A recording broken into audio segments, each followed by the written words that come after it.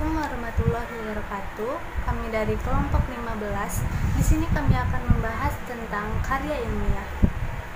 Poin-poin yang akan kita bahas yang pertama yaitu pengertian, struktur dari karya ilmiah, ciri-ciri karya ilmiah, jenis-jenis karya ilmiah, fungsi karya ilmiah, langkah-langkah menyusun karya ilmiah, dan kaidah kebahasan dalam karya ilmiah.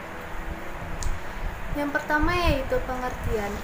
Karya ilmiah adalah karya tulis yang dibuat untuk memecahkan suatu permasalahan dengan landasan teori dan metode-metode ilmiah. Biasanya, karya ilmiah ini berisikan data, fakta, dan solusi mengenai suatu masalah yang diangkat. Penulisan karya ilmiah dilakukan secara runtun dan sistematis. Selanjutnya yaitu struktur karya ilmiah. Suatu karya ilmiah itu biasanya memiliki 3 bagian di dalamnya. Yang pertama yaitu pendahuluan.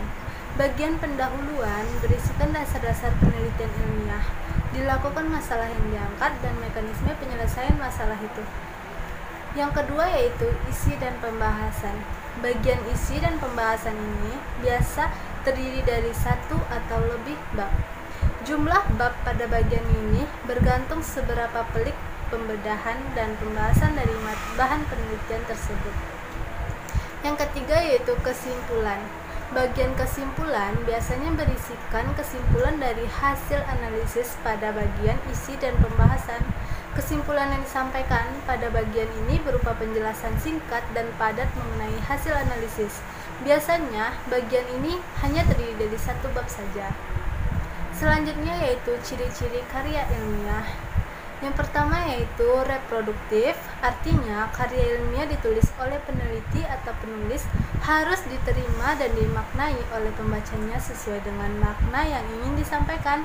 Pembaca harus bisa langsung memahami konten dari karya ilmiah. Yang kedua, tidak ambigu. Ciri ini adalah kaitannya dengan reproduktif.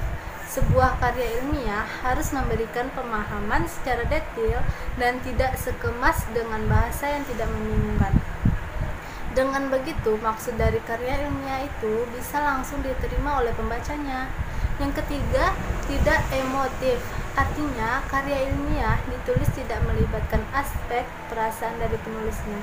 Sebab karya ilmiah harus memaparkan fakta yang didapatkan dari hasil analisis penelitian, bukan dari perasaan subjektif dari penulisnya.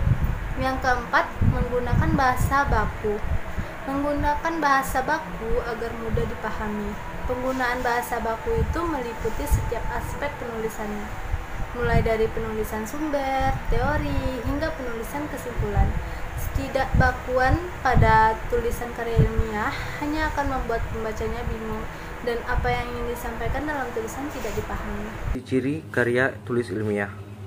5. Menggunakan kaidah keilmuan. Penulisan karya ilmiah harus menggunakan kaidah keilmuan atau istilah-istilah akademik dari bidang penelitian si penulis.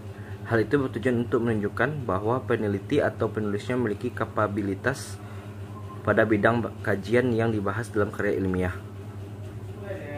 Penggunaan kaidah atau istilah ilmiah itu juga menjadi takaran seberapa ahli peneliti pada bidang keilmuannya.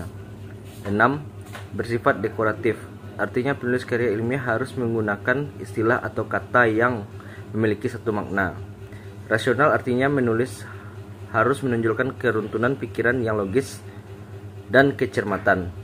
Kedua hal itu penting karena karya ilmiah harus bisa menyampaikan maksud dari penelitian yang dilakukan oleh penulis tanpa membingungkan.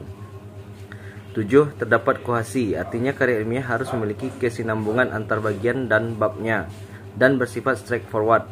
Maksudnya ialah tidak bertele-tele atau tepat sasaran. Sebuah karya ilmiah setiap bagian atau babnya harus memiliki alur logika yang saling bersambung. Selain itu, penyampaiannya harus tepat sasaran dengan apa yang ingin disampaikan. 8. Bersifat objektif. Karya ilmiah harus bersifat objektif. Hal ini penting karena karya ilmiah tidak dibuat berdasarkan perasaan penulisnya. Karya ilmiah harus menunjukkan fakta-fakta dan data-data dari hasil analisisnya. Jadi, tidak memiliki kecondongan subjektivitas. 9. Menggunakan kalimat efektif. Dari penulisan karya ilmiah harus menggunakan kalimat efektif. Ciri ini berkaitan dengan semua ciri sebelumnya.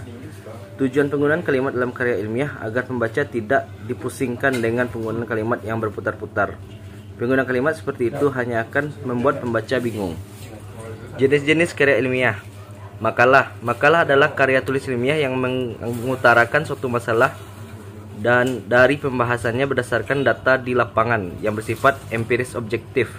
Menurut KBBI, makalah adalah tulisan resmi satu pokok dengan tujuan untuk dibacakan di muka umum dalam suatu persidangan serta disusun untuk diterbitkan, dan juga merupakan karya tulis pelajar atau mahasiswa untuk laporan hasil pekerja tugas sekolah atau perguruan tinggi. Baiklah, selanjutnya yaitu skripsi. Skripsi adalah karya tulis ilmiah yang ditulis menurut pendapat orang lain dan diri sendiri. Data diperoleh melalui observasi lapangan atau percobaan laboratorium. Menurut KBBI, skripsi ialah tulisan saintifik yang wajib dibuat oleh mahasiswa sebagai persyaratan akhir pendidikannya. Lanjut, yaitu kertas kerja. Kertas kerja hampir sama dengan makalah, namun penjabaran untuk kertas kerja lebih mendetail daripada makalah. Menurut KBBI, kertas kerja adalah karangan tertulis yang membahas masalah tertentu yang disampaikan dalam suatu seminar untuk mendapatkan jawaban lebih lanjut. Lalu yang terakhir yaitu tesis. Tesis adalah karya tulis ilmiah yang sifatnya lebih mendalam dibandingkan dengan skripsi. Tesis mengungkapkan pengetahuan baru yang diperoleh dari penelitian sendiri. Karya tulis ini akan memperbincangkan pengujian terhadap satu atau lebih hipotesis dan ditulis oleh mahasiswa pasca sarjana untuk melengkapi syarat guna memperoleh gelar magister atau S2. Selanjutnya, fungsi karya ilmiah terbagi 3. Yang pertama, fungsi untuk pendidikan, yaitu untuk pendidikan di mana dengan menulis karya ilmiah akan memberikan pengalaman dan pelajaran yang berharga bagi penulisnya. Yang kedua, yaitu fungsi untuk pendidikan, yaitu untuk dunia penelitian, maksudnya karya ilmiah yang ditulis berguna untuk mengembangkan ilmu pengetahuan dan berguna juga bagi seorang peneliti untuk mempraktikkan prosedur ilmiahnya. Yang terakhir yaitu fungsi fungsional. Sebagai fungsi fungsional, fungsi ini maksudnya karya tulis ilmiah dapat berguna sebagai alat untuk mengembangkan pengetahuan, sebagai bahan pustaka dan untuk kepentingan disiplin ilmu tertentu. Langkah menyusun karya ilmiah terbagi 4, yaitu yang pertama menentukan topik, yang kedua membuat kerangka tulisan, yang ketiga mengumpulkan bahan atau data, yang keempat mengembangkan kerangka tulisan. Baiklah, sekian pembahasan materi kita tentang karya ilmiah dari kelompok kami. Jika ada kesalahan kata-kata atau dalam pembuatan video ini, kami mohon maaf. Assalamualaikum warahmatullahi wabarakatuh.